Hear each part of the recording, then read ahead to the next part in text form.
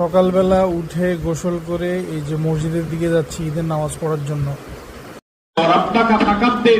তোমার রবের শ্রেষ্ঠত্বের ঘোষণা দাও।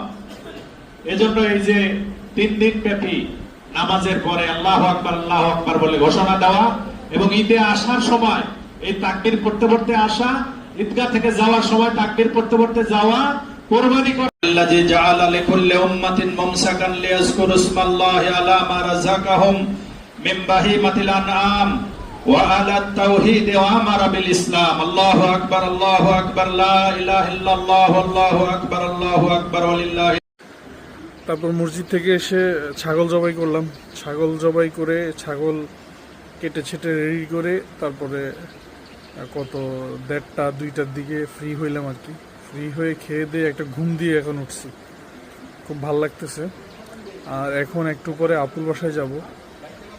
তো সবাইকে আবারও ঈদের মোবারক জানিয়ে এই ভিডিওটা এখানে শেষ করতেছি। সবাই ভালো থাকবেন।